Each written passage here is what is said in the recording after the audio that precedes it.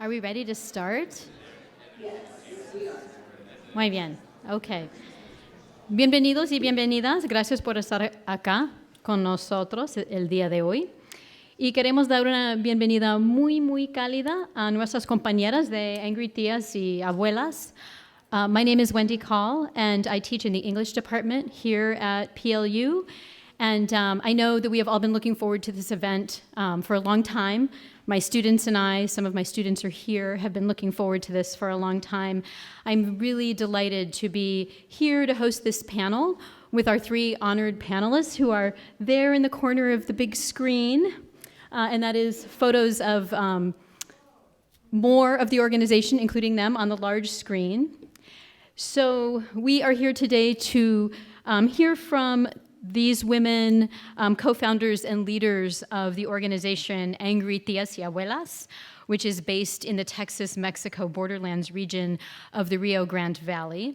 And as you can see, they are here with us via video conference. So if we could all welcome them.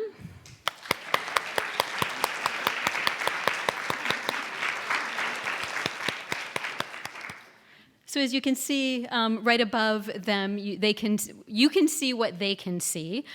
So for example, they can't see me standing up here. So when I am done introducing them, I'm going to sit down, and then I will come back up when we are at the Q&A section of today. So to give you a sense of who these amazing women are that we will be hearing from. The mission of Angry Tías y Abuelas is to provide basic necessities for health and safety and support for human dignity and justice to individuals and families who are seeking asylum at our southern border. Angry Tías, as their shortened name is on their website, supports these asylum seekers as they embark on their journeys to other destinations in the United States, and also as they wait, sometimes for a very long time, at the US-Texas border. So an entire book has been written about their excellent work in the Rio Grande Valley in response to the cruel and entirely unacceptable family separation policy, both formal and informal, of our current administration. This book is from the library, so I'm going to return it later on today, and you can check it out and find out more about their work. I'm going to briefly introduce each of our three panelists, and then they will share their stories, share their wisdom, and then we will have time for a conversation. There's one mic up here at the front. Please come up if you would like to ask a question or speak with them so that the audio carries it all the way to South Texas, to the Rio Grande Valley. So our three speakers today, the first one is Candia, who is a co-founder of Angry Tías y Abuelas. She actually went to high school and spent time in the Skagit Valley right here in Washington State. And she has spent more time at the Matamoros encampment than any other tía, building relationships with many of the refugees there. She's also the key contact for asylum seekers who manage the free stores that the organization has set up to offer basic necessities to the refugees and asylum seekers. Cindy also accompanies visitors from other parts of the United States and the world to the encampment in Matamoros to spread awareness about the inhumane conditions there. We also have with us Nayelly Barrios, who is an intersectional feminist, an activist, a writer, and an educator, born and raised in the Texas-Mexico borderlands. She moved to the U.S. side of the Rio Grande Valley from Reynosa, Mexico, when she was 9. She's also a co-founder of the Angry Tías, and she is introduced in this book by Daniel Blue Tix that I showed you earlier as, quote, a 32-year-old purple-haired poet and teacher of creative writing, writing at the University of Texas Rio Grande Valley. And then we also, our third speaker today is Elizabeth Cavazos, who has worked as a mental health professional, and she currently volunteers to help conserve, restore, and educate others about the unique ecosystem of the Rio Grande Valley. When ICE and Border Patrol released thousands of international refugees at the McAllen, Texas bus station to travel by bus to sponsors elsewhere in the United States with no direction or support at all. Elizabeth co-led a really remarkable effort to make sure that those refugees had the support that they needed to find their destinations. So now, in addition to going to the encampment in Matamoros each week, she represents the organization Angry Tías in a region-wide rapid response network that is part of a network of organizations called the Equal Voice Network. So, with those brief and inadequate introductions of these amazing women, we're going to hear from each of them. The idea is that there'll be about 20 minutes for each of them to speak, however they wish to present to us, and then we will have time for a discussion and a Q&A. So I'm going to sit down there where they can see me. We will hear their presentation, and then I will come back up when it's time for the Q&A. So again, thank you all for being here. Welcome to our speakers.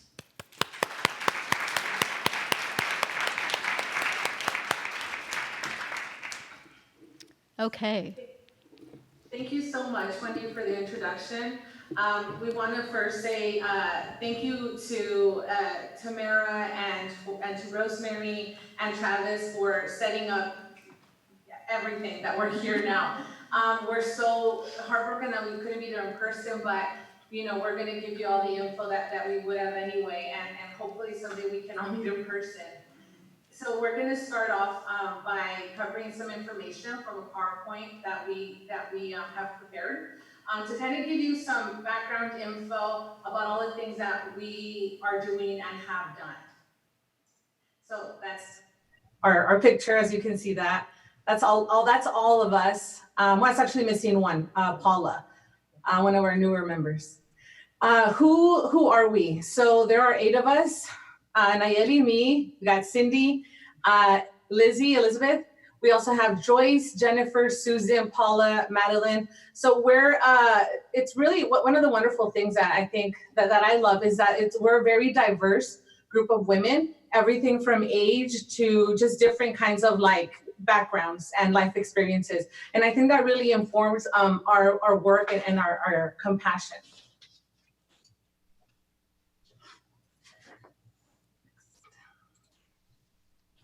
So just like a brief short list of the awards that we've received. This last summer, we received the RFK Humanitarian Rights Award, also a local Cameron County Bar Association Award. We have an amazing honor, as Wendy spoke about, the book that Daniel Tixblue wrote. And then also we recently received the Church World Service Award. Also the Church World Service, they've donated so many blankets, huge truckload of blankets, I think more than thousands, right? Yeah, that proved to be very useful to the individuals living at the refugee camp. Part of the reason that we mention these awards at this point is just to let you guys know that we are a grassroots organization. We started less than 2 years ago, and we are a very small group. We just augmented the group with 1 person. We're 8 people, and we've been able to do some incredible things just by finding a gap, finding something that needed to be done and saying, I want to do it, I can do it, and doing it. And it shows that, you know, people can really make a difference very quickly if they find something they're passionate about like this.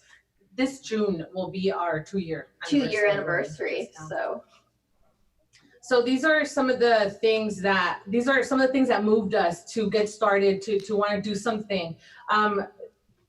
Most pretty much in order of how we ran into them. The encampments that we saw pop up on the Reynosa Hidalgo bridge, child separation, the detention center conditions that we've all heard so much about as well, and the overwhelmed legacy organizations. So these are the things that propelled us to do something, to take some matters into our own hands.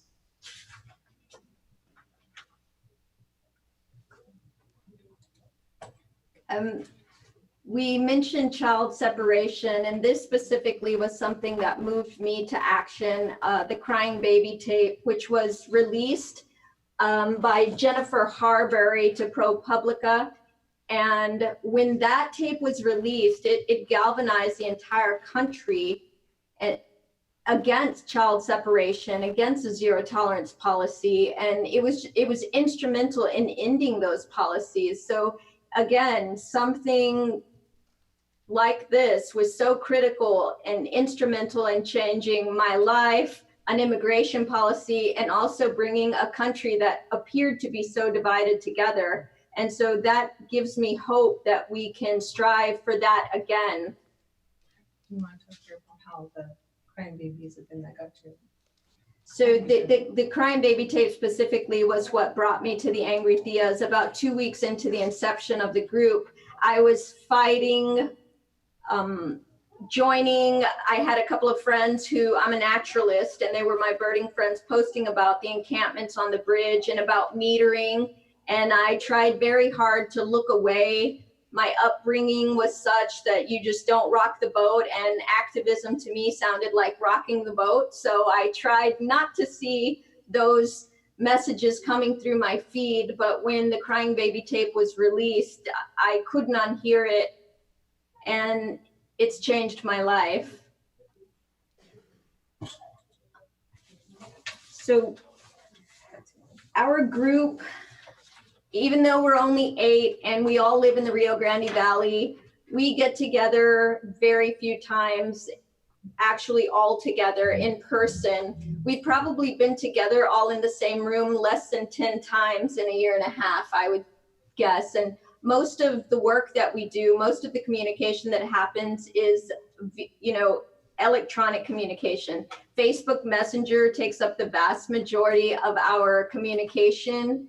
And then we do some of that work also through email, but some of us are better at email than others. And then we do some conference calls that are usually done by accident, and then by pressing the call on the messengers on WhatsApp or on Facebook, and then boom, we're all looking at each other on our phones and we're like, heck, let's talk. There's got to be something we can iron out right now while we're accidentally on this conversation, on this call. So, and then again, the tiniest sliver of that pie you see is in person. So again, lots of things can be done. Mountains can be moved even when you can't all get together to do it. And I think that we've already heard our mission, but there it is up on the screen again. Yeah, and it's the basic necessities, basically to give. Okay, y'all need to bear with me because I'm the crier of the group. That's why I don't talk much. I'm the crier. These guys have given me my voice, given me the voice in the group. Just because I'm a very emotional person, and I'm the doer, so bear with me. I'm the one that goes and buys the groceries and, well, the supplies, so we give them back their dignity of what our government took away from them and their family.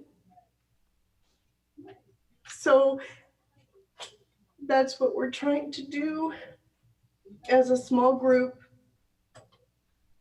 And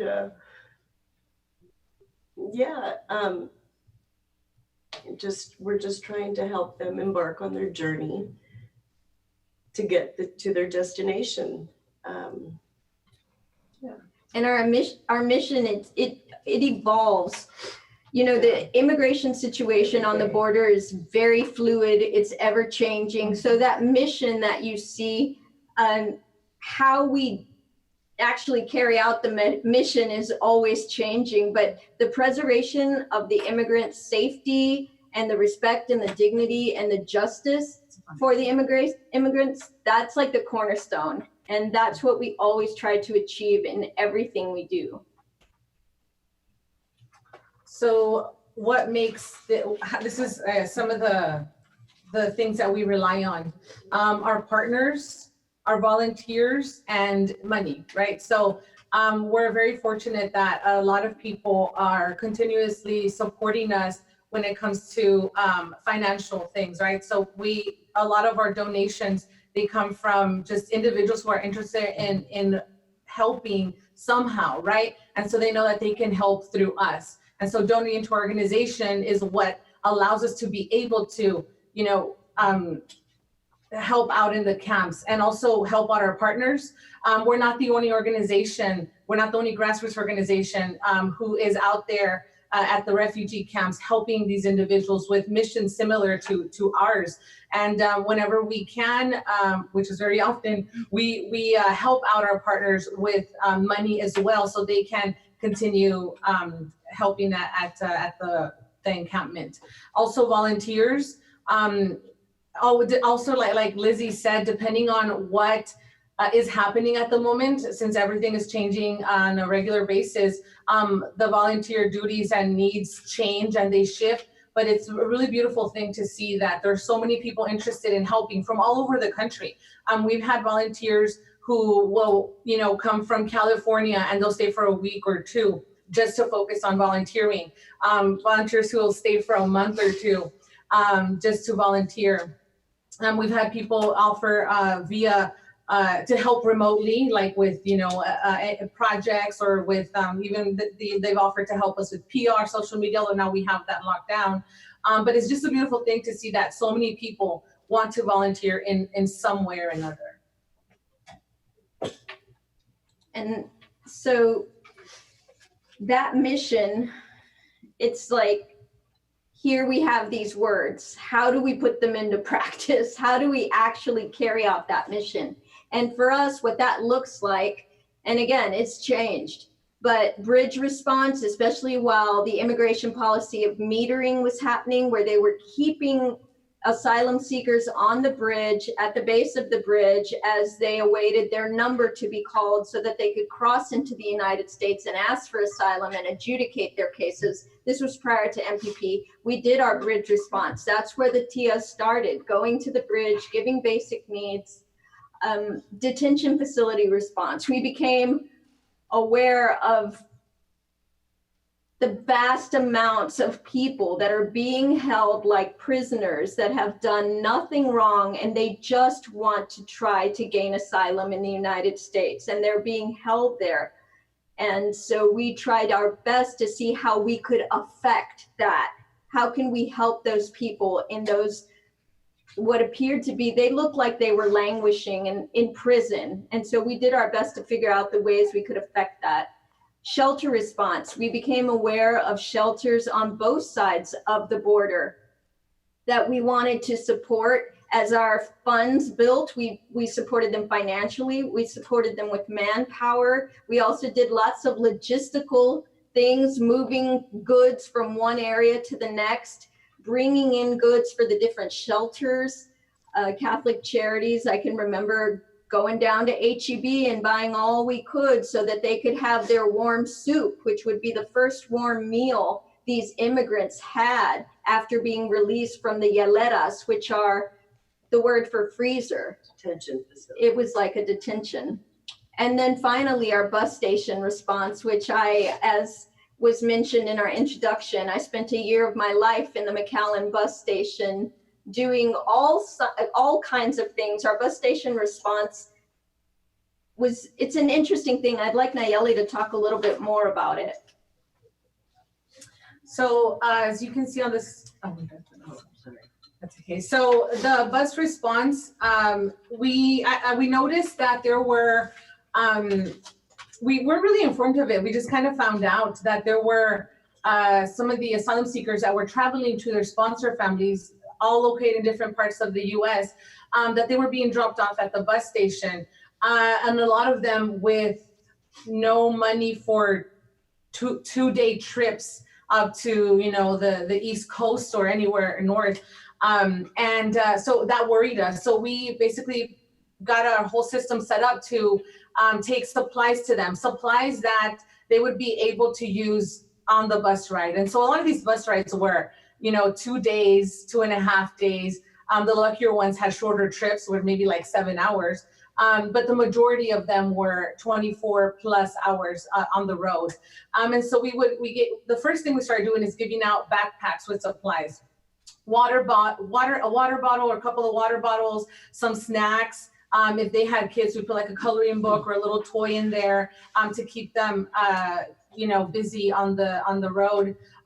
We also try to give them some cash so that they were able to have money to buy themselves a meal on the way over. But we also would run into many different types of situations on a daily basis. The great thing is that the bus station is located really close to a bunch of little shops. So we would have situations where a kid had diarrhea and they had no change of clothes. And so we would run out to, one of the little stores close by and get everything that they might need for the, new clothes, clean clothes. If somebody would show up, they would show up with no shoelaces because they would take those away from them at the detention centers. And so we ordered shoelaces in bulk and we gave them shoelaces. So anything from, just smaller things to larger situations, we would try and figure out a way to help them out. Another thing we would do is explain the bus tickets to them, because I don't know if any of you have ever seen Greyhound bus tickets. It's a really, really long string of multiple tickets. And so a lot of time, that confuses me. In grad school, I used the Greyhound bus a lot. And those were really confusing sometimes. So especially to them, because they're in English and a lot of them, they don't know English. And so we would explain those things to them. This is where the bus will stop, but you won't get off. You'll stay on there, or you'll just do a quick break, jump back on the bus. This other stop is where you will switch over to another bus, and just explaining all those details to them, as well as giving them information about local resources in the city that they were traveling to, resources that would be able to help them out. Just trying to link them with organizations, especially organizations that could help them with a lawyer, so they could get the legal assistance while they continued going through the asylum application process.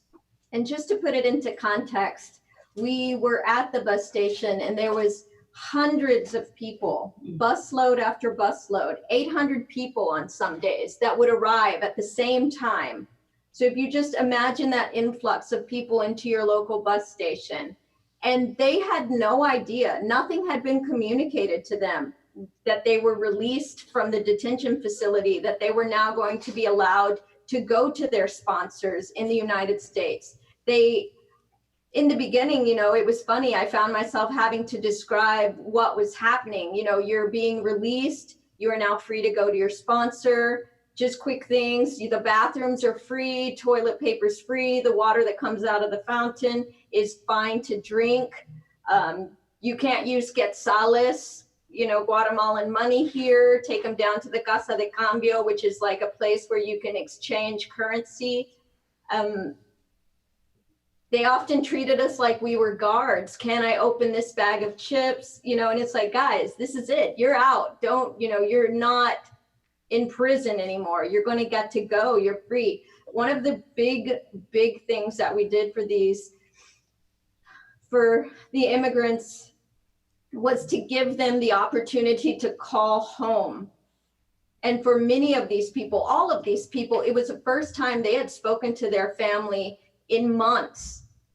And to hear the first words coming out of them on the phone, I made it, or I'm alive. We take those phone calls, our everyday phone calls to family and friends for granted. And so to realize, hey, okay, this is something we could do. We could get Skype phones. We could find people to pay for this, and they might like talking to their people. I didn't realize how critical that was going to be and what a service that was, because I didn't really understand that some of them had left in the dark of night and didn't even tell anybody. So when they were saying I'm alive, it's because those people didn't know. They didn't know where they had gone. They didn't know, if they'd be back. So the bus station was a really important a really important job that we did. And I'm really proud of the work we did there. But, you know, one day we showed up to the bus station and there was nobody coming anymore. And so we'll talk a little bit about why that happened, but I think Cindy's going to talk to us about the shelters that we help. Yeah, starting, well, back in July. Oh, hold on, sorry. We started helping the shelters. We started funding shelters. When we started doing this, we really didn't know how long this was going to happen. We didn't know how long, you know, we saw the message on Facebook. A few of us got together, went to the Reynosa Bridge and just started giving things to the people on the bridge, you know, to help them, because that was a humane thing to do. And then we started helping them at the bus stations, and then now we're, you know, 2 weeks after helping them at the bridge in Reynosa was the crying baby, the separation of children actually, and then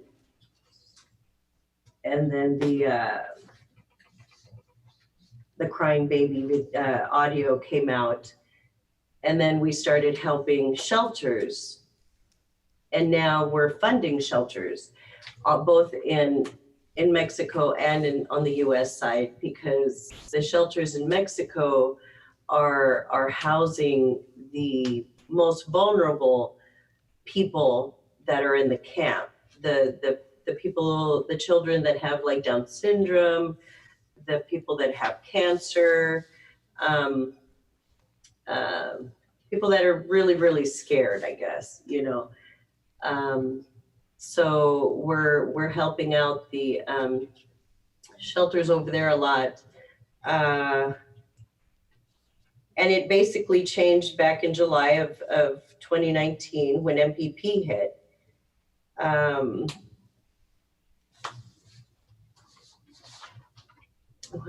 MPP is your turn. So July 2019, that is when everything changed for the Tías.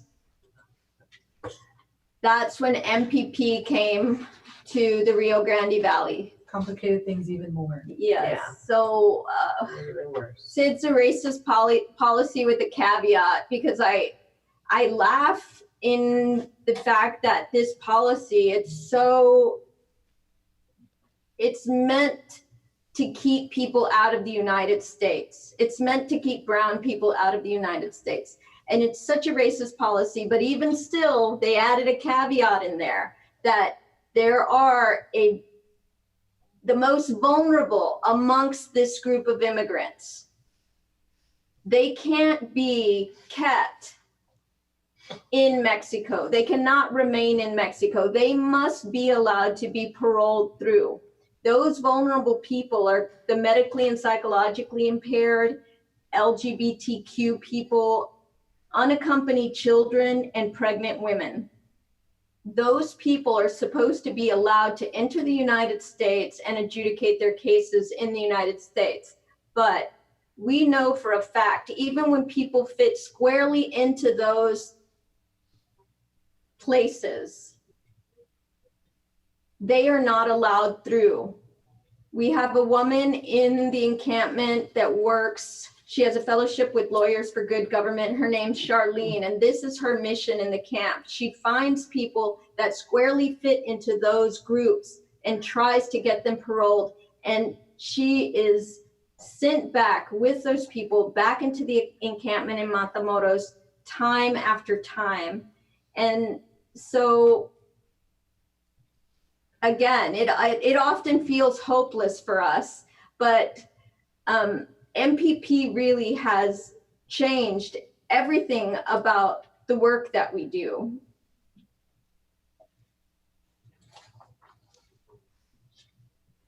So we've changed because of MPP. And Cindy, you want to talk a little bit about how we've changed? What's our evolution been like? Okay, yeah, we've gone from helping like 40 people on the bridge to helping 800 people in the bus station to helping we're about 2,500 refugee camp. We're at about 2,500 in the refugee camp. And those are photos of like the Sam's Club photos. There are just a few photos. Those are before we got up to the 2,500, because now I buy by pallets. I don't use carts anymore. Now we buy by pallets of food and supplies.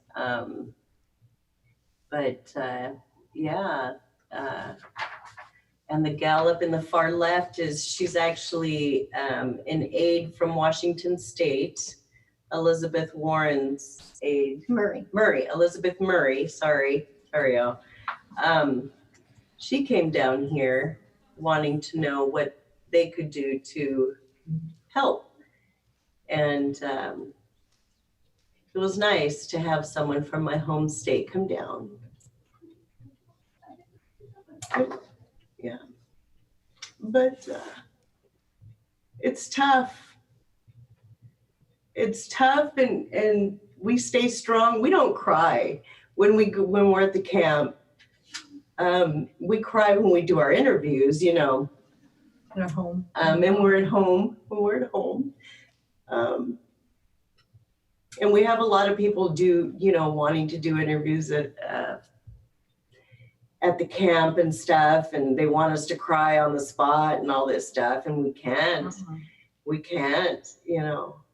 I don't know why I'm saying this, but I'm just letting you all know that it's, you know, it seems like we just have to show our people that we have to be strong for them, you know, because they look at us to be strong. There was a shooting just a week and a half ago, and At the camp. at the camp, yeah. Well, not at the camp, it was just down the road from the camp. And I was there in the container where we keep the supplies. And the moms were looking at me, and I was like, oh shit, you know, I need to stay calm because, you know, and I asked one of the asylum seekers, one of our store managers, you know, that was a gunshot, right? And he said, yeah. And I said, God dang it, you know, and so we stayed calm, but I was freaking out inside, and the moms were getting their kids from the UNICEF school, and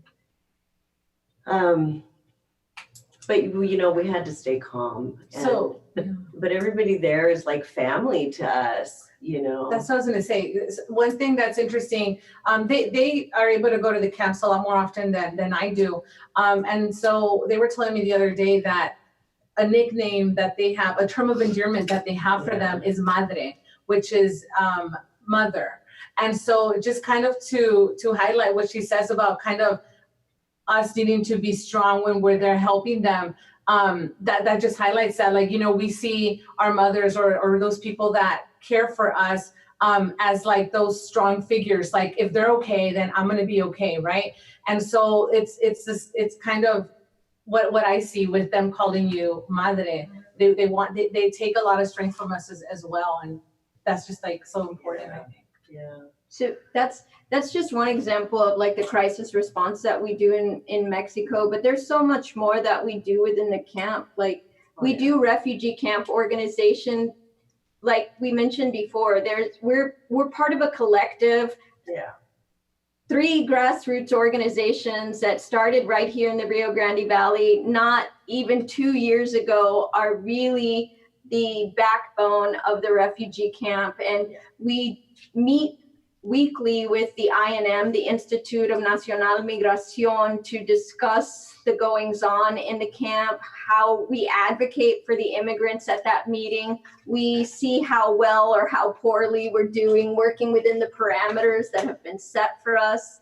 We also meet regularly with the leaders of the camp, it's an interesting evolution that happened within the camp. We noticed about 2 months ago, after we were really getting in our groove and meeting all the needs of the immigrants, the basic needs, we started to see them shift. And they started to talk to us about wanting to elect leaders. And they started talking to us about wanting to have a seat at the table. They wanted to be part of the brainstorming, and they were looking for agency. And that was super exciting to be able to facilitate that. And that's a major thing that's happened within the camp recently that we are so lucky to be a part of. I have chills the entire time. So it's really cool. And Know Your Rights presentations, chat facilitation, community education, and we really work hard to strengthen those partnerships that basically keep the camp moving. So there's some more photos. These two right here, I don't know if you can see the cursor. The highlighter yellow shirts. The highlighter yellow shirts. The one in the Longhorn hat, he's one of the original Team Brownsville. He and 5 other are the original Team Brownsville that now feed the refugee camp. And this is his boyfriend there. And they feed the actual whole 2,500 people. I mean, it's just amazing. And if you see these Adobe type stove, cocinas, yeah. And these are kind of the food that we buy. This is Jennifer Harbury. We have meetings at her home. That's us doing the distribution before we figured out the tiendas, the free stores that we stock. And now all of the immigrants can go to the free store in their zone, and they can get what they need at their leisure instead of standing in line for hours. So we're getting better at this as time goes. And it's all trial and error, man. It's all trial and error. And then they started a garden, which the Mexican government does not like, but we've decided to go vertical garden now. So, and that's cool. We got permission. Yeah, we got permission for that. So, but what they don't like, I try to envision something else. I'm Mexican, they're Mexican, and I'll go. So I think that we're probably going a little long on our PowerPoint. Yeah, can we kind of get a how are we on time? How are we on time? You're actually doing just fine on time, because the idea was that you would have up to 20 minutes for each of you. So you combined your time together. So okay. So just forget we said that. Strike it. We'll get back on. Okay, so all of this work that we talked about, that we kind of zoomed through, it would take probably a presentation in and of itself to tell you guys what things are done within the camp, the services that are provided. But just to let you know, the collective is several grassroots organizations and a couple of mainstays that actually have a foothold in other refugee camps. But the Team Brownsville, which again was conceived out of the Angry Tías. They created their group to address the needs that were cropping up in Brownsville, Texas. And so Team Brownsville is one of our major partners. Resource Matamoros, Gabby Zavala, that's her baby. She's actually in Matamoros. She serves as an office space for lots of different services. She houses the Lawyers for Good Government we already talked about. And many other services are given there, including religious services. Ayudándoles a Triunfar is a Mexican organization that assists immigrants and the indigent population in Matamoros. And then World Central Kitchen is Jose Andres's answer to hungry to people who are hungry due to natural disasters or other situations like the refugee camp. And they are teaming with Team Brownsville to provide dinner every night. That started about a month ago. Global Response Management, they take care of the medical needs along with Médicos Sin Fronteras, Doctors Without Borders. Lawyers for Good Government, again, that's Charlene's group that's assisting with a paroling MPP and also filling out 589s, which you guys is 12-page document that has to be filled out in English by the immigrants. So yeah, and they need that to even begin their asylum process. So they do a lot of that paperwork. Jody Goodwin is our superhero. She's an immigration lawyer that she fights tooth and nail for people, for immigrants, and she's the mama bear.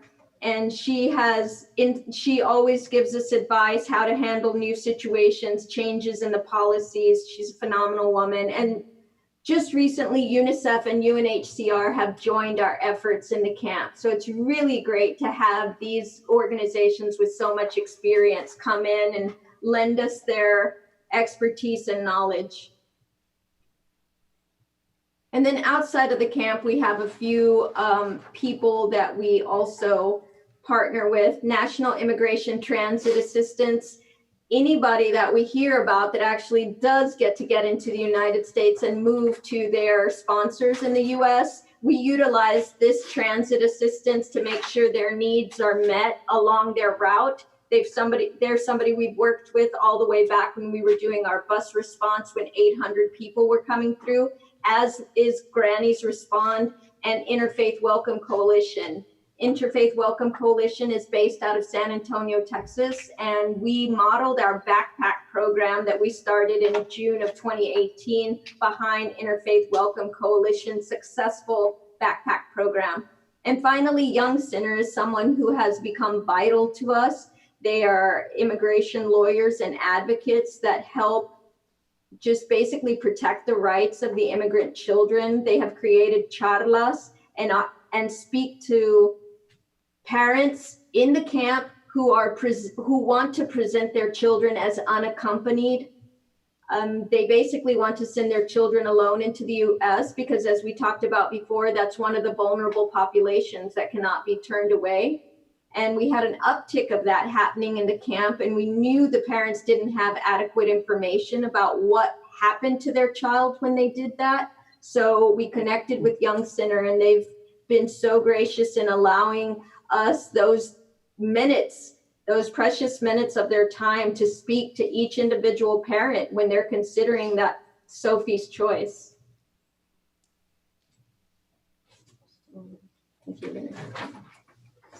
And legal assistance, again, is we have the Lawyers for Good Government, which is Charlene, and she has a connection with different volunteers. That's all she has is, and she's a volunteer herself. She does all this pro bono. It's all pro bono. The attorneys come from around the world. They fill out those I-589s for the asylum seekers. And like Lizzie said, they're how many pages? 12 pages. 12 pages long.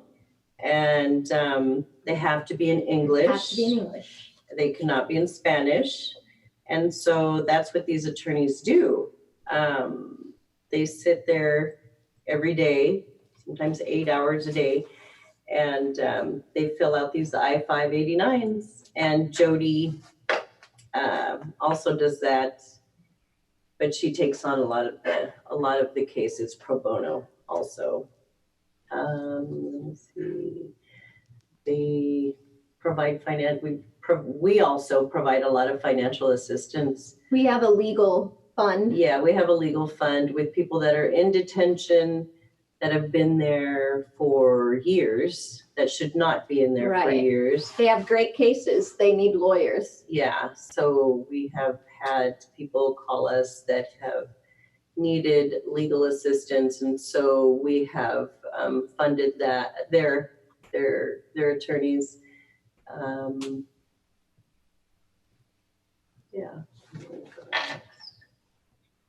So the last two things we need to make the mission work: volunteers. So where they come from, they might hear about us in an interview on TV, online, and so they look for us, send us an email, word of mouth.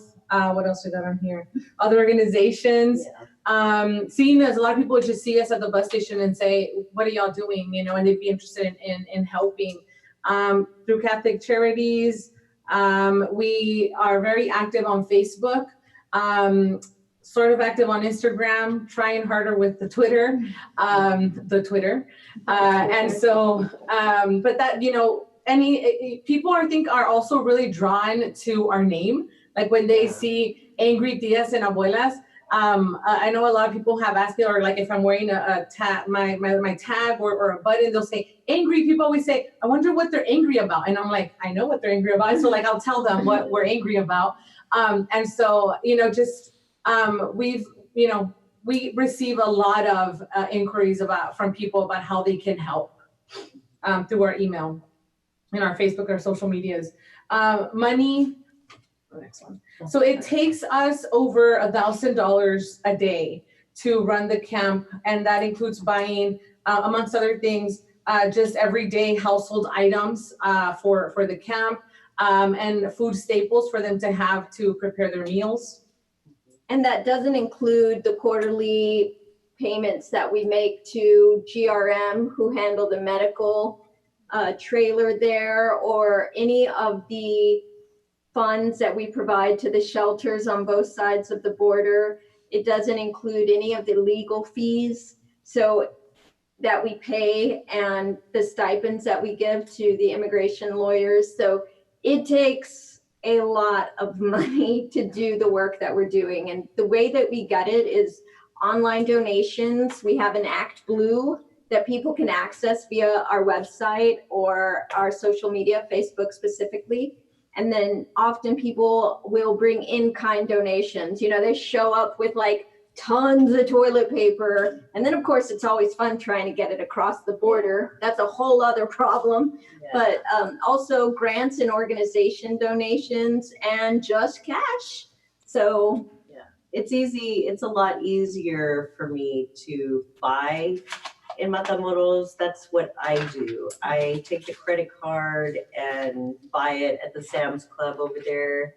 It's so much easier. That's, I'll go and buy like $12,000 worth of supplies. Hours worth of shopping. Hours worth of shopping, and that's about a month's worth. Maybe 2.5 weeks. It's complicated to take things over with customs, even when we've had permits, and then some issue will come up when we're there, in the moment. And so we decided, it's so much easier and faster, efficient to just purchase everything in Mexico and take it right to the camp. One of the photographs we pointed out with the long line of people waiting for the distributions was one of the big debacles we had.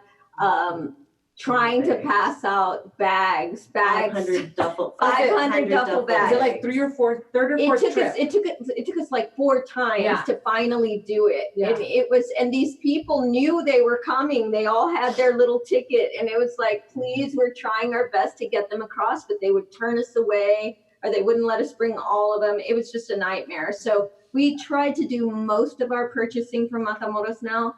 And hopefully that's also building some goodwill with Matamoros as a thank you, gratitude for allowing us to come into the country and do the work that we do and giving that space to the refugees.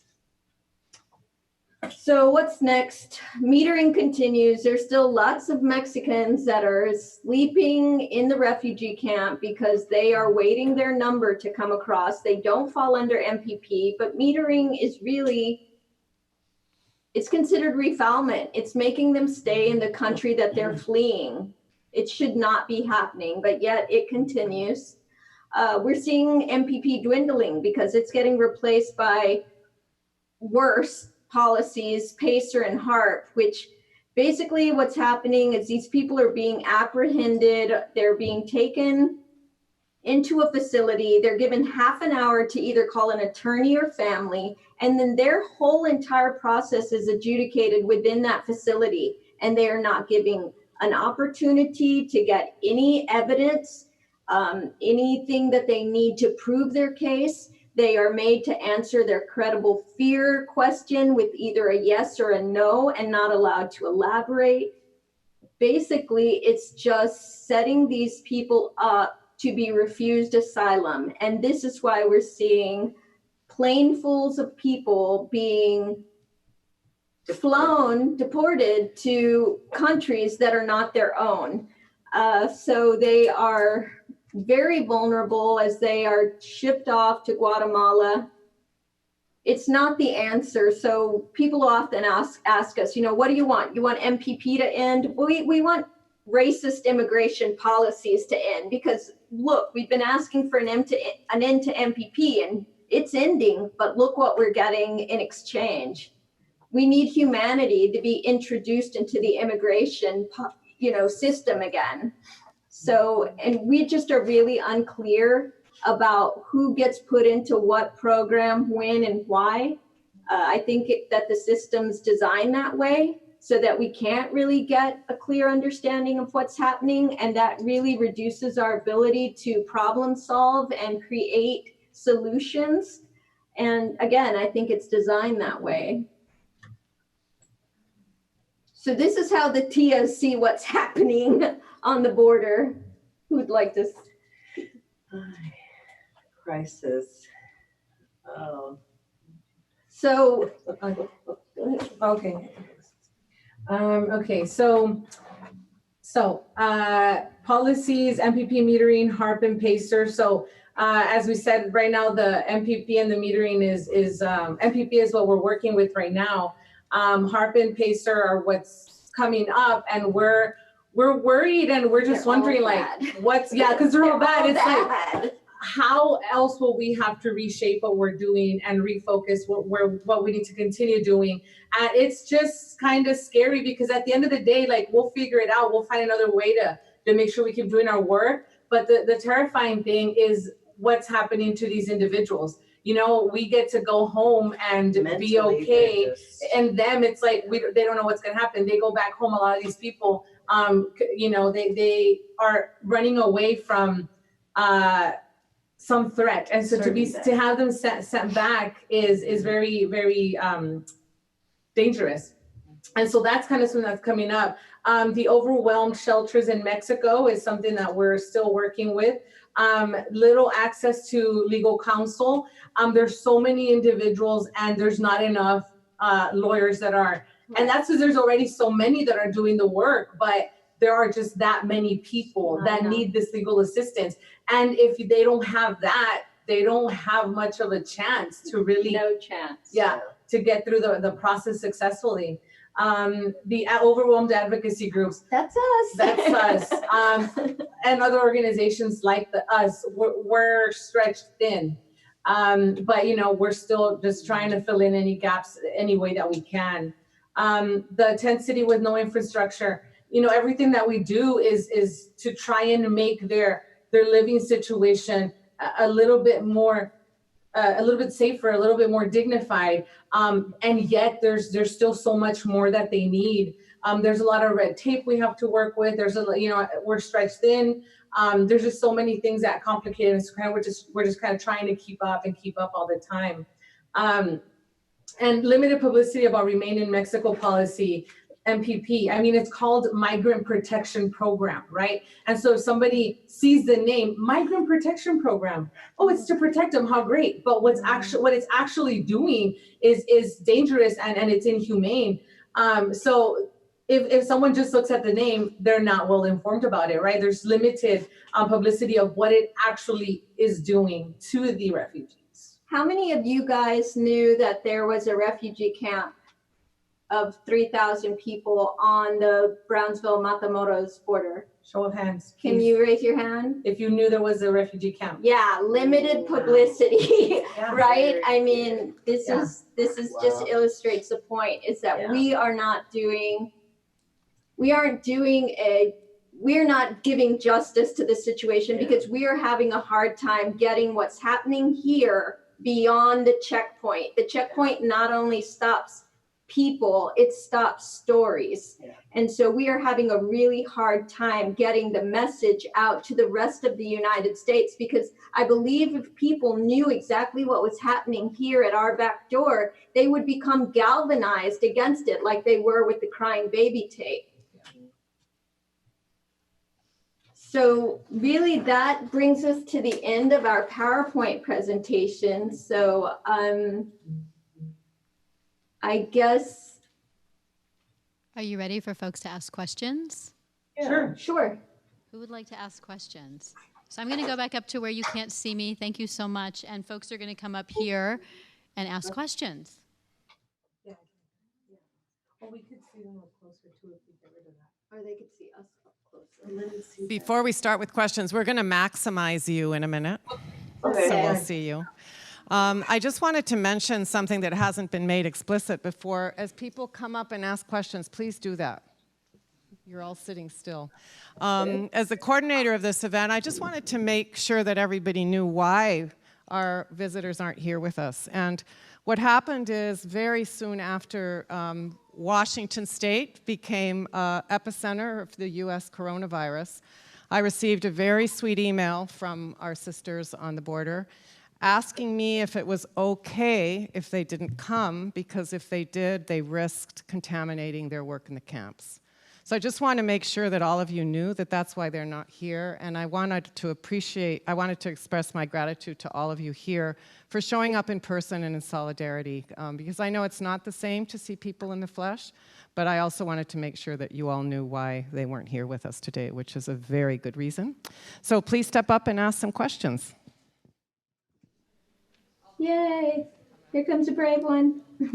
So I know that you all identify as a feminist organization. Woo. At least that's what I saw in some of your other public media.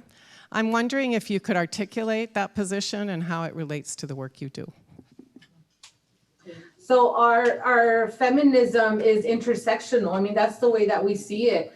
And so as long as there isn't justice for one group of people, we understand that it's not going to be able to give justice to other individuals as well, regardless of what group we're talking about. It all works together. I mean, when we're helping individuals who are at the camp, the refugees, there are individuals there with disabilities, there are individuals there who are LGBTQ, there are just so many different types of individuals in that population. And the same thing, the RGB activist community, the people that have joined forces to help out the refugees, whether it's through helping us or helping the refugees directly, are individuals who are activists from many different types of groups, you know, whether it's environmental activists, LGBTQ activists, and then obviously the immigrant activists, and just so many people come together. Something great that I've noticed is whenever we go to like a protest or a rally or any kind of activist event, you'll see the same individuals there, even though the events will be different, right? So like at Pride, I saw a lot of the people that I see at the immigrant rights rallies, and it's a lot of the same people that I know from like the environmental. So I go to like an environmental No Border Wall March, and it's a lot of the same people that are over at Pride. And, you know, so it's clearly like obviously very intersectional. And so that's the way we understand it. And that informs our work, this intersectionality. Thank you. Somebody else want to reply? Are you ready for the next question? Oh, that was really good. Great, thank you. It was. What happens to the unaccompanied children when they get on the other side? So I've been privy to the charla by Young Sinner a couple of times in the beginning when we had parents come to us to say, will you take my kid across? So when we identified that connection with Young Sinner and their ability to talk with the families, we said, well, let's listen to what they say. And basically this is it. you present your child as unaccompanied in the midway point of the bridge. And that means that you allow your child to walk to the midway point. You can't show up with your kid. So they allow their child to walk to the midway point of the bridge. The child is then taken into a general population facility where they're with other adults. At that point, the child has to be taken out of that environment, I believe within 2 to 3 days. And they are moved to a different facility, an ORR facility. And that doesn't mean that you'll be anywhere in the valley. Usually these people, the children are transported far away from the border region. In fact, the last 3 kids that I know about that were presented as unaccompanied are in casa hogares, which are like shelters in New York. And so at that point, you're placed in that facility and you wait. And if there is a sponsor out in the United States that's willing to take the child, then that sponsor has to go through the gauntlet. They have to be fingerprinted, they have to be interviewed, obviously all for the protection of the child. And so there's a whole stream of things that need to happen so that the sponsor can be deemed responsible and able, credentialed to take the child. And then at that point, the child will be placed with that person. That process can take a month, it can take months. So, and no 2 cases are the same, which was unfortunately the story that was being spread in the camp. Oh, 9 days, you give your kid and your kid will be with your mom or with your husband or whoever is in the US. And that's just not true. Very often sponsors are not deemed eligible to take the child, and then the child is left in ORR for maybe ever until they come of age. So is the goal to reunite them with somebody that's here for them, a family member or a friend that's already here? So that is what the parents want. The parents want the child to have a chance, and they see the United States as the country of chance and opportunity. And so they hope by sending their child unaccompanied that will give that child a chance. But again, it doesn't always happen that way. And it isn't clear the path for that child when the child sets off on that journey. But Young Sinner, if we can get them connected with Young Sinner has both lawyers and advocates that will advocate for that child and will take their cases and just follow them through the system to help them get to that end point that the parents so desperately want. But they're trying to get to a family or friend, or are you talking about a random person? Oh, no, a family or friend. That's what the parents want. The parents want them to end up with a family or friend, yes. Okay. That's it. Thank you. Thank you. Great question. Who else has questions or comments? What is the order of magnitude of the daily cost in dollars for what you do at the camp there? I know you've talked about where you get your donations. I don't have any sense of what that scope is like. So when for supplies, for the food and stuff, I spend about $12,000 a month. 12 to 15,000. Yeah. Thank you. 40,000. Oh, okay. Well, that's a little more than that. She means 12,000 per shopping trip. Shopping trip. Per They shopping keep me trip. under control. Sorry. That's like every 2 weeks. It's about 30 to 40. Yeah, we're using over $1,000 a day to sustain the camp with food staples and household items. And again, that doesn't include what we pay to medical services, to legal services, and all of the other services that we fund within the camp. But the vast majority of our money goes to sustaining the camp with household items and food staples. I think you guys were able to see a photo of those river clay cocinas that the kitchens that the immigrants made themselves. These are things that just popped up and we were like, wow, that is super ingenious and you guys are amazing. And then they're like, okay, well, we need food to cook. and so that's where most of our money goes. And what is the primary source or the major primary sources of that funding? Private donors. Private donors. The people of the United States Yeah. and of the world Yeah. have Private been donors. funding this refugee camp, and it's Yeah. so unfair, but it is what it is. We'll often talk amongst ourselves and say, what happens when people say, I can't do it anymore, I can't send any more money, I don't know what we'll do then, because this is really running on the dollar of the private donor. So while we're waiting for the next person to come up, I have a related question to that, which is about, you mentioned that UNICEF and UNHCR have recently shown up, and I'm wondering what they're doing and if they are part of the answer to this question about what will you do if people stop making these donations, or is their role more limited?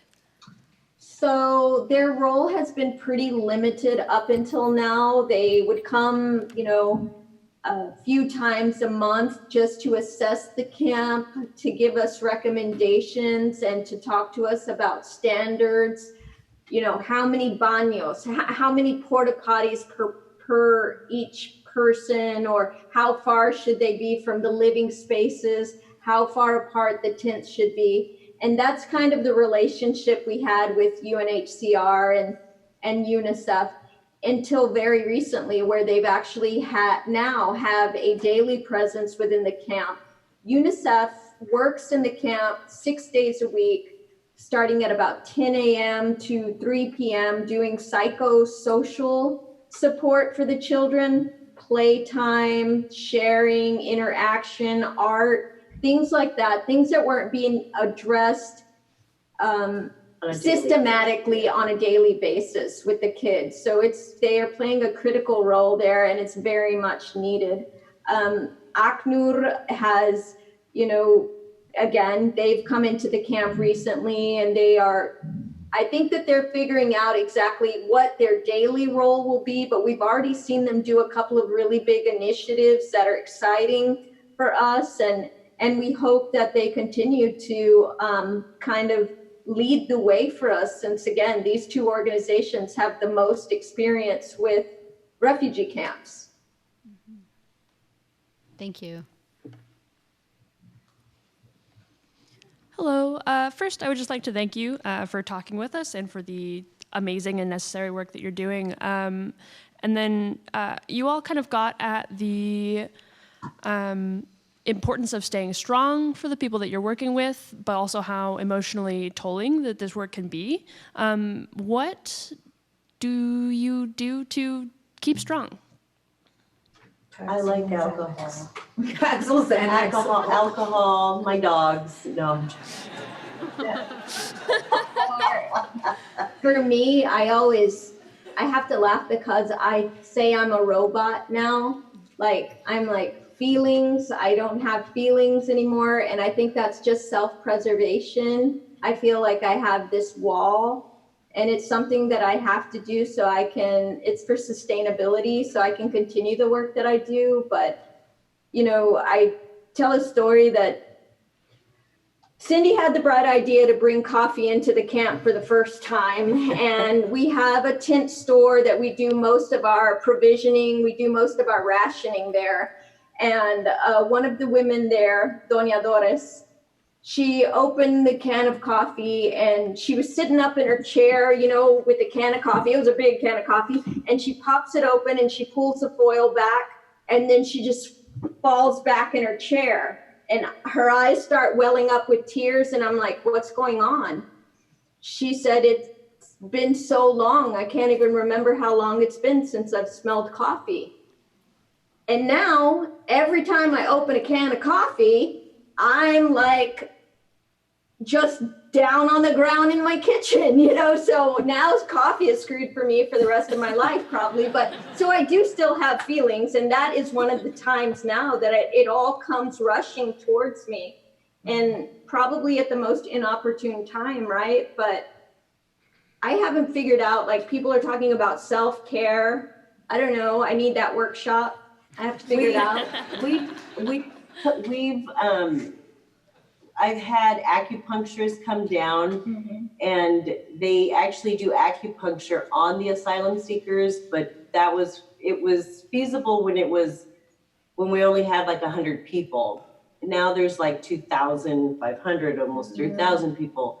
And what they do is they pick one day out of the weekend to do it on the volunteers, on us.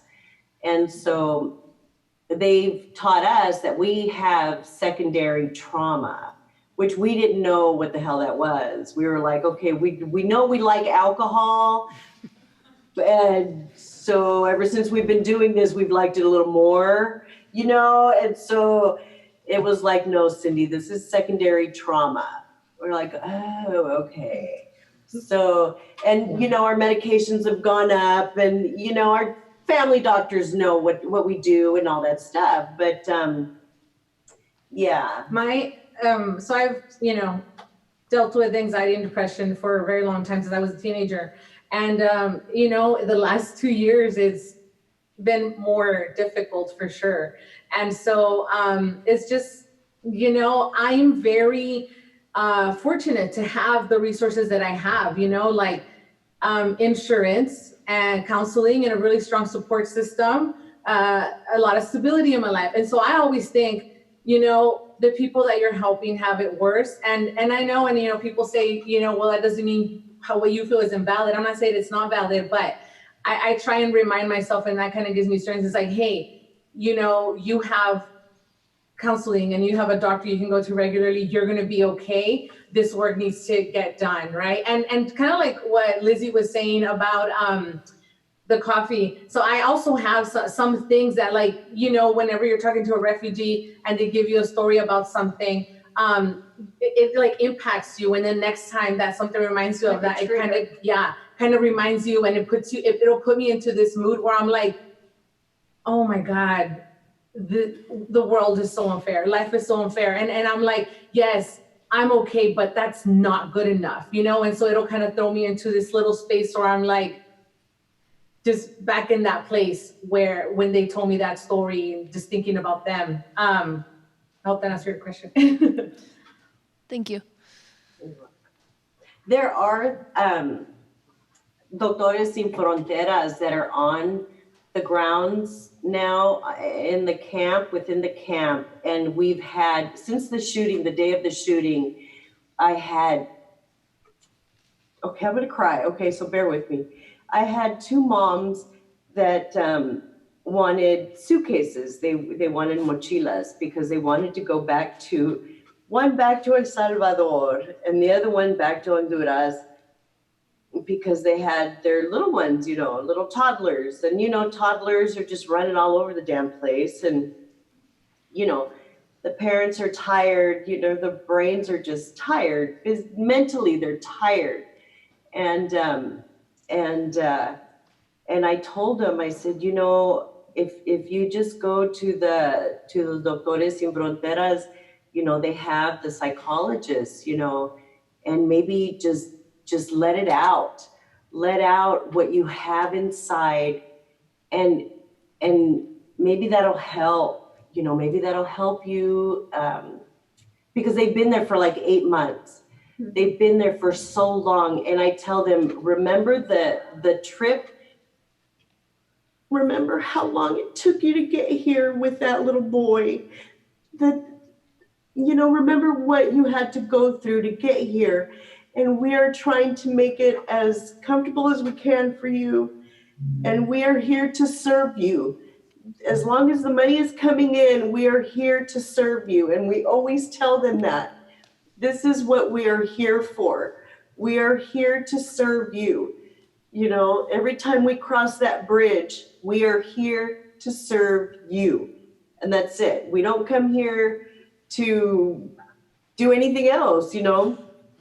We are here to serve you all, you know. And they're like, okay, Cindy, okay, you know. And so I'm going back tomorrow, and I hope they went, and I hope it helps them to be able just to talk to a shrink, to talk to the therapists that are there in the camp, because a couple other people have done it and they said it helps, and it changed their mind to going back after the shooting. So I'm glad that they are there in the camp, actually. Part of what we do also as the Angry Tías is we keep this living document that is every service being provided and every part of the refugee camp: sanitation, water, housing, medical, education, religion, community. And we basically keep it, and we put every service that's being provided under that heading: who's funding it, how's it evolving, what's changing, who's coming, who's going. And it's really allowed us to kind of keep a handle on the refugee camp and also to share a lot about what's happening. And we can tell the people when they come up to us, hey, I need to see a lawyer. And we can say, well, you can go to this building at this time and this person will be there. So it's been a really cool document for us to help channel and facilitate for the immigrants. Go ahead, ma'am. Thank you. Hola, me llamo Charlene. I just want to thank you again. I have a question about the specific changes that you want to see in the immigration process and with asylum seekers, since you obviously can speak to and represent the community. So I just want to see what specific changes, and obviously you want the MPP, that racist policy, not in place anymore. So what would you like to see that you would like to see the next president try to implement? So just some humanity back into the immigration situation. That means that people are allowed, like the law says, to come to the United States, to request asylum, to have their cases adjudicated with sponsors within the United States, for there to be a clear path to asylum and to naturalization for those people that are in our country as undocumented, that have been contributing to our country for years in the shadows. Exactly. I think that's what we want. We just, it's always been that way. It's always been that way. It's only been since 45 has been in office that he's changed it. He's the one that has changed it to make it so inhumane to our people. He's the one that has made it this way, as soon as you step foot into the US, you are able to seek asylum legally. You have that right. Anyone has that right.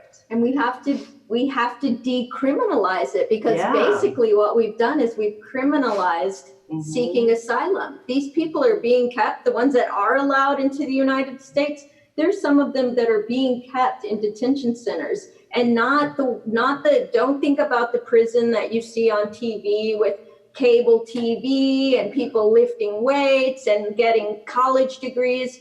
These are horrible detention centers with frozen burritos, moldy food, and it's costing the taxpayers a lot of money to keep them there when they could be with a family member, having their cases adjudicated, and either becoming United States, gaining asylum, or being allowed to return home, but we just want humanity reintroduced into immigration. I used to work, I'm an ex-correctional officer from Skagit County, and I used to work in detention. And what they are putting our people through down here is just bullshit. It's ridiculous. They're not criminals. They are not criminals. And 45 has got them as criminals. If you look on our Facebook page, we have witnesses down here that are witnessing every day. People being shackled, getting put onto the airplanes, getting deported to Guatemala. Sent back to their death. They're calling these the boxcars in the sky, because that's what it is. And they're being shackled, and they've done nothing wrong. They've just come to our country to ask for help, to ask for asylum. And that's what we're doing. Thank you. No, like no good news from us, you guys. Sorry, guys. Sorry. Sorry. Downers. Hi there.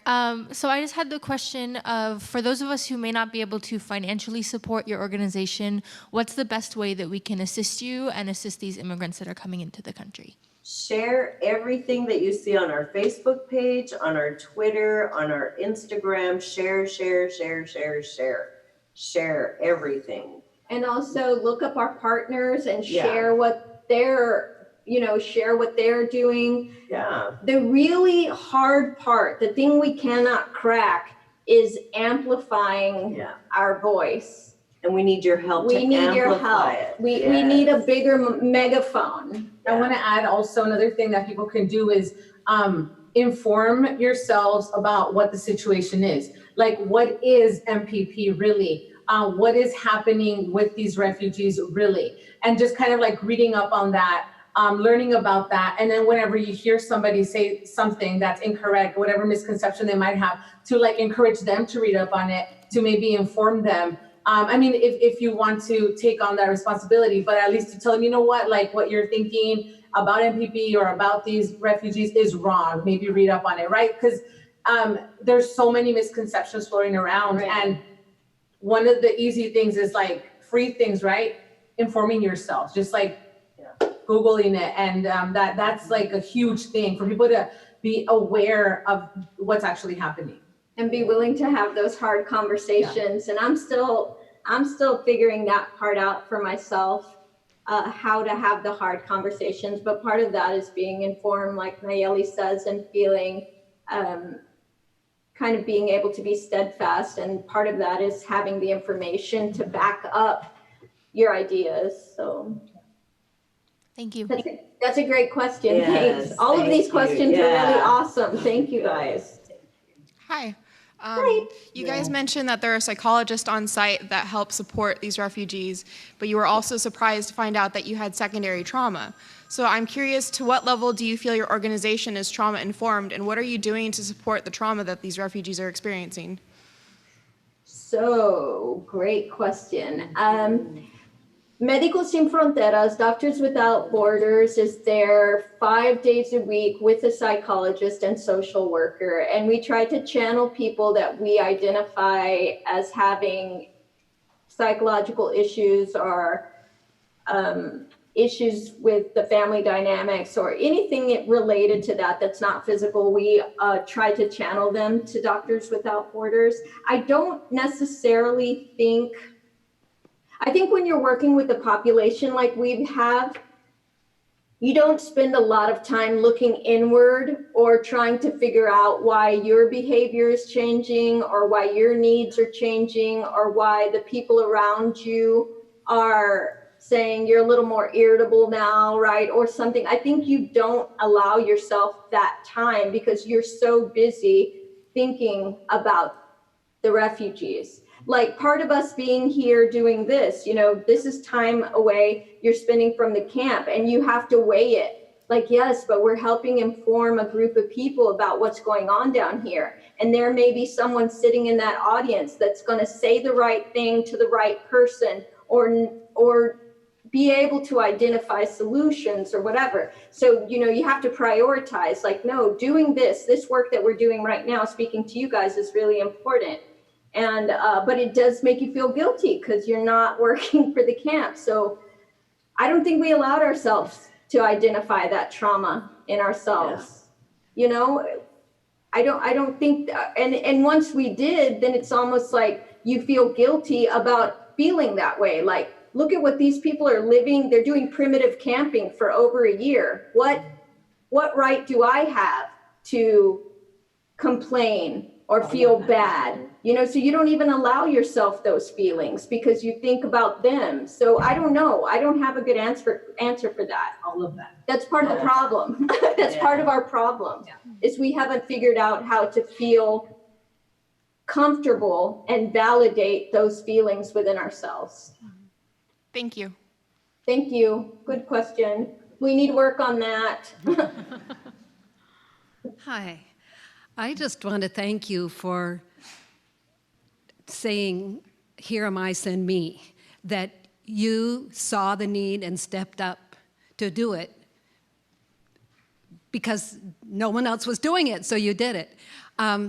I want to say that one of the biggest detention centers is here in Tacoma. There are 1,500 people on the Tide Flats, and there are agencies working here to help those people as much as they can. But here are my two questions. One is, you did mention religion, and I wonder if there are regular church services or something there in the camp. And my other question is, I don't know who else to ask, with the child separation policies that we had that happened, and the babies in cages and everything, what's this? You said the policy has changed. Well, Yes. are there still children taking care of each other in these prisons? What's going on with all that?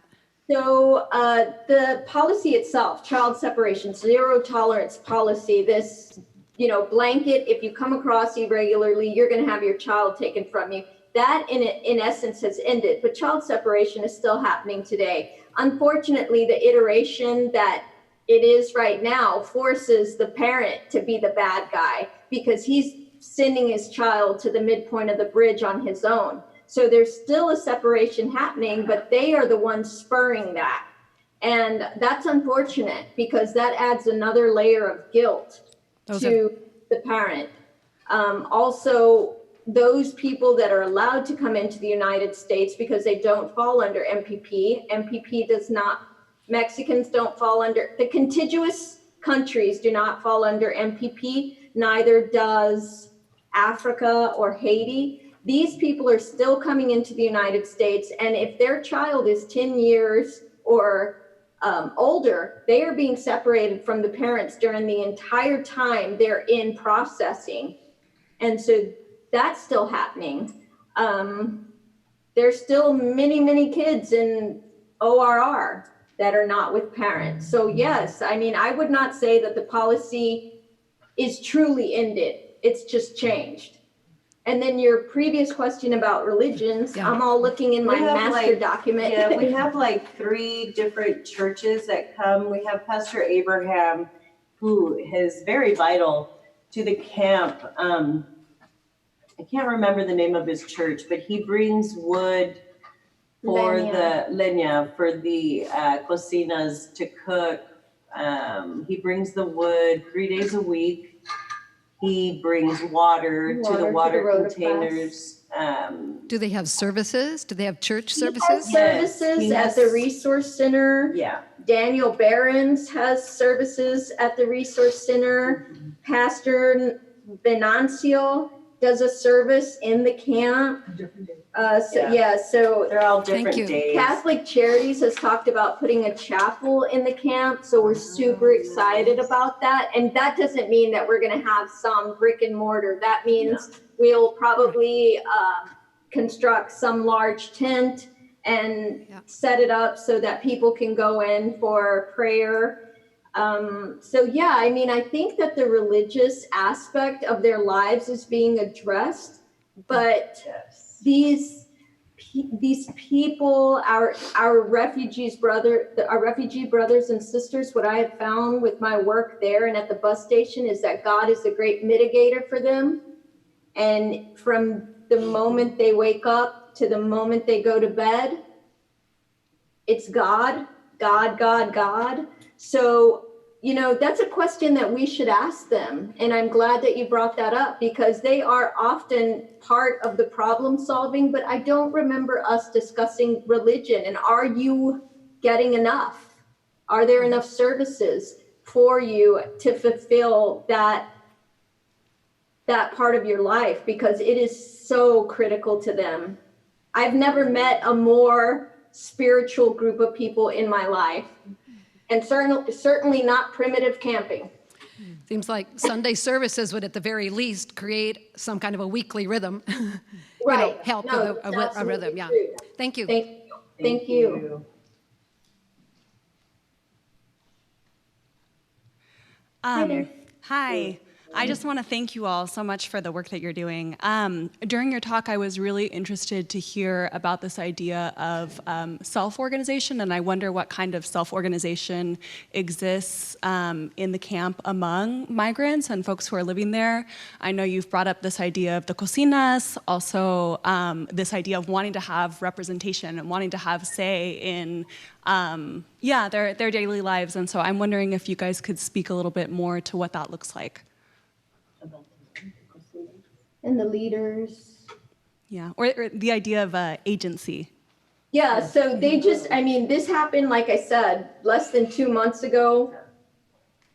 I think that their basic needs were being met, and they didn't have to worry about where's my next meal coming from, where am I sleeping, and that kind of freed up that energy, that mental energy to be able to consider the community itself. And that's when all that self-organization started happening. We have a volunteer who's actually an organizer. She worked for the United Farm Workers. And so she's super interested, like in your question, she's like all about how they're self-organizing and the types of questions that they're trying to develop agency. For me, my upbringing, don't rock the boat, you should just be happy to be here. It was very frightening to me initially when they started to say they wanted to elect leaders and start to be part of the conversation. I thought, wow, this might not go over well with the Mexican authorities.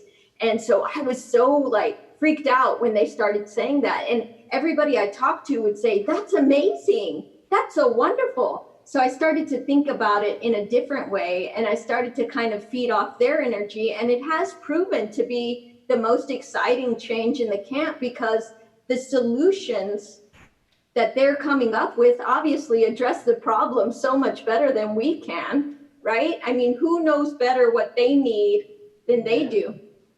So, yeah. Great, thank you. Thanks. Hi. I just wanted to express my gratitude for you giving us this information. The first time I ever learned about this crisis and detention centers is when I attended the Tacoma Film Festival, yes, with my Hispanic Studies group last semester, and we watched a film called The Infiltrators. And that was just really eye-opening to know what the conditions of that specific detention center was like, and also figuring out how I can take that knowledge that I learned into my community and learning about the Tacoma detention centers. But my question for you is, can you describe in a little more detail or elaborate what the conditions of the encampments are like? Are they anything related to what I see like in Seattle and Tacoma with homeless encampments? Just not to get too graphic, but just wanting a better sense. Do you still see that photo No, up there? it's not being shared anymore. The last photo of the, how do you share, reshare? Oh. Yeah, you do keep talking. The last photo, we're gonna try to share it, see? That one. It's all dirt. And it's always windy because they are right on the river. Yeah, the river's right alongside. They are right on the river. And so the wind, they get the wind, the northern and southern wind. So whichever way, the wind is blowing, they're gonna get it. And I think that's good. And so the wind, they have to, that's like their cocina, I'd say. Yeah. What happened? Oh, they can't show them. You did. Oh, okay. Yeah, no, I already shared it, yeah. Okay, so yeah, it's very dusty, dirty. That's why I'm like all mormada, real congested up here, because I go and, I'm not gonna wear a mask, first of all, because it's disrespectful, I think, for myself. and I'm just not going to, you know. And so, but the dust is just flying all the time. It's just flying all the time.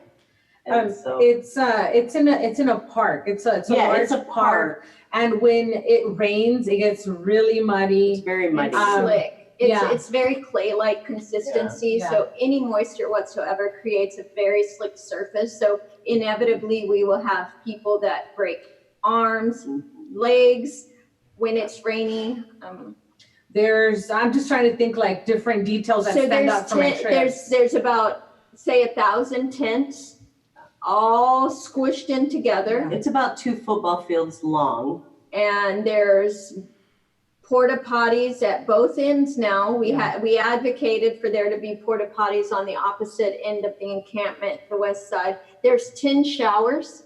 There were only 50 porta potties at first. Now there's 50 80 at one end and now 30 at the other end. There's a block shower that has 10 stalls for 2,500 to 3,000 people. And the Mexican government just came through and tore down all the homemade showers that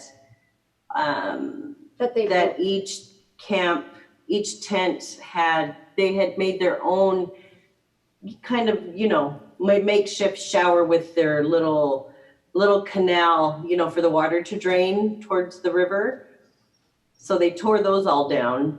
And they also created latrines, so there was a lot of latrines being used communally within the camp. Those were also destroyed recently. They have the cocina that we just showed the picture of. There's a little over 100 of those people are using to cook communally as well. There's, the last count was 700 children. I'm not sure now that ACNUR is going to do a censo. I don't know where that number will go, if it will go up or down, but there is lots of kids running around, lots of kids. And we're trying to get a playground. We're trying to get playgrounds put in. There's different sections, like zones. Yeah, there's like a whole area where they wash their clothes. Mm-hmm. Washing clothes is by those like the olden days, man. Yeah, the washing boards. The washing boards. Then there's an area where they hang everything. It's just walking through, you just see so many different components of like everyday life and how they're trying to replicate like all those basic needs. You know, there's no washing machines, but we've got the washing area, the washing boards, and everyone just kind of comes together there, and it gets really muddy in that area.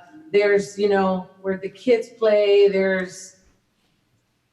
just trying to find some normalcy in this most abnormal situation. Yeah. I mean, these people are primitive camping. There's no running water, there's no electricity, and they are living there months on end.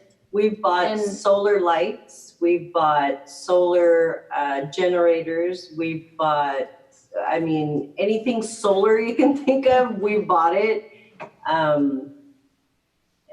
You know, we've tried to make it as humane as possible, but it's not. And it's not. It's never good enough. It's no way for anyone to live.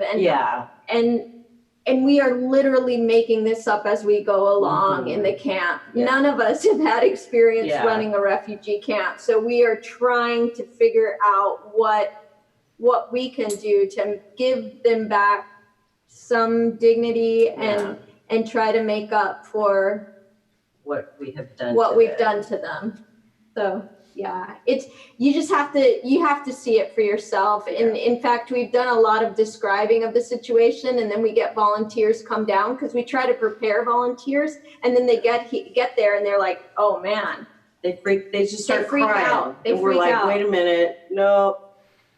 And that's and then, you know, when we were speaking earlier and I said I was a robot, that's when I started to think I was a robot, because when I would walk into the camp and my volunteers would just kind of crawl up into a ball, and I'm like, why am I not reacting that way? But it's just because I can't, you know. So it's not an easy sight to see, though. And the kids come up to us. Lizzie, Cindy, you know, Nayelly, they they come up to us and hi and hi and hi, and we are smiling, hi, you know, and oh Jesus, So you know, many and we're of like, them. hi, you know, and it's tough. It's tough. So But many of the refugees that I've, you know, helped, they really want to share their story. So that's another thing. Like they want, it's, you know, it's a relief, like just for anyone when you're feeling some kind of sadness or desperation, anxiety, you talk it over, it helps you. And so many times I've been in that situation where they want to share with you, you know, they want that company, just like with the children and the parents, you know, there's this closeness that can happen whether you're just sharing 5 minutes with them or whether you see them regularly. Thank you very much. So we have 2 more people that have been waiting patiently to ask their questions. Thank you for these really overwhelming and incredible answers. So I'm going to ask those 2 folks to ask their questions quickly so that we can end on time.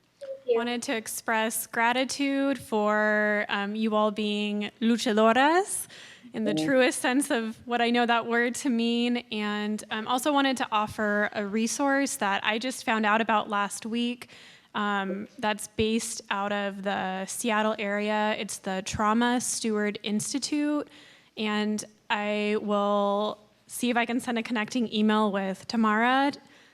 You all are doing so much, and also just want to make sure that you all have the support that you need to maintain your own well-being.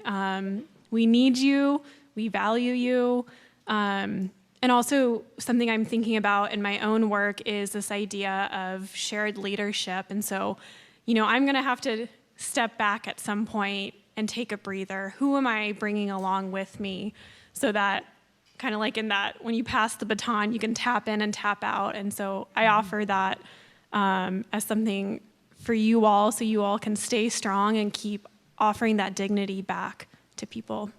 So thank you. thank you. Thank you. So, do you have a question or comment? If it requires a long answer. Okay. So if it requires a long answer, I wonder if we should offer our appreciation to these folks, and then you could ask the question, because I know some folks need to move on with their day. But first, I just want to say thank you so much to the 3 of you for really just an incredible, incredible presentation. We are deeply honored and grateful, and let's thank our guests.